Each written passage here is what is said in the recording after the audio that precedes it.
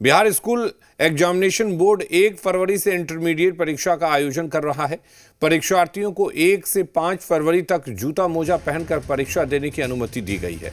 BSEB की ओर से बताया गया है कि 5 फरवरी के बाद जूता मोजा को लेकर बोर्ड के जरिए पुनः समीक्षा की जाएगी और जरूरत के हिसाब से फैसला लिया जाएगा। इस बार इंटरमीडिएट परीक्षा का आयोजन 1 फरवरी से 15 फरवरी तक किया जाएगा। परीक्षा केंद्रों पर सुचारू संचालन और सुरक्षा के बीच विशेष प्रबंध किए गए हैं। निषेध हमारे साथ बने हुए। निषेध, क्या कुछ फैसला बोर्ड की तरफ से लिया गया है और किस तरह का असर दिखेगा इसका? बिल्कुल, देखिए, ये कहीं ना कहीं बच्चों के हित में बड़ा फैसला लिया गया है, क्योंकि जो 1 फरवरी से परीक्षा की शुरुआत होने जा रही है, बिहार बोर्ड इंटर वार्षिक परीक्षा, उसमें 12,89,000 जो छात्र छात्राएं हैं वो परीक्षा में शामिल होंगे और ठंड का भी असर देखने को मिल रहा है। पहले ही आदेश था कि जूता मोजा पहनकर जो परीक्षार्थी हैं वो नहीं जा सकते हैं, लेकिन अब ये ठंड को देखते हुए एक बड़ा निर्णय परीक्षार्थियों के हित में लिया गया है और अब ये आदेश दिया गया है कि जो इंटर परीक्षा में शामिल होने वाले जो छात्र हैं वो जूता मोजा पहनकर जा सकते हैं, उनको अनुमति मिल गई है।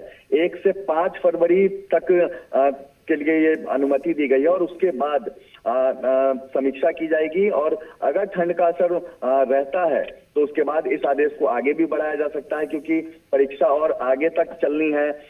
1 तारीख से परीक्षा की शुरुआत हो जाएगी और 15 तारीख तक ये परीक्षा चलनी है, तो इस लिहाज से छात्रों के हित में ये बड़ा फैसला लिया गया है।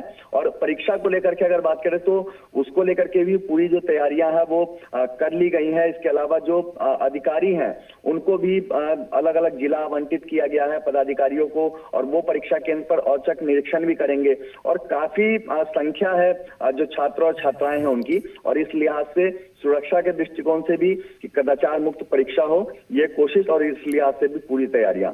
बिल्कुल, लेकिन जिस तरह से ये फैसला लिया गया है कि 1 से 5 फरवरी तक फिलहाल जो अनुमति दी गई है वो ठंड को देखते हुए दिया गया है, लेकिन अगर इसके बावजूद गलत तरीके से इसका इस्तेमाल होता है, क्योंकि कदाचार रोकने के लिए भी जूते मोजे पहनने की अनुमति नहीं दी गई थी या नहीं दी जाती है, तो किस तरह की समीक्षा होगी और फिर क्या आगे फैसला हो सकता है?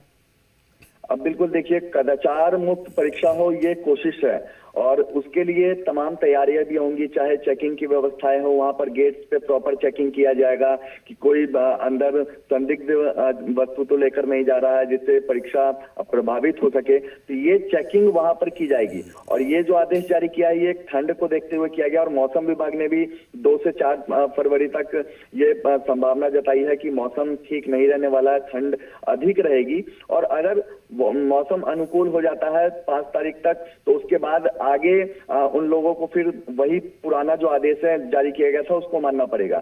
लेकिन अगर मौसम उसके बाद भी खराब रहता है तो उसके बाद एक पुनः समीक्षा की जाएगी और उसके बाद आवश्यकता अनुसार निर्णय लिया जाएगा बिहार विद्यालय परीक्षा समिति के द्वारा।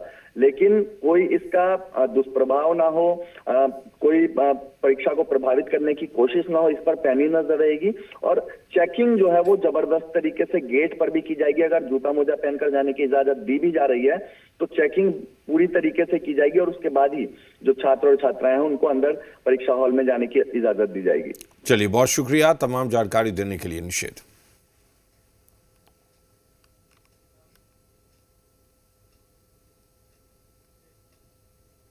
और औरंगाबाद से बड़ी खबर है, जहां चेक डैम निर्माण में लगे पोकलेन मशीन को आग के हवाले कर दिया गया। मदनपुर थाना के गिधवा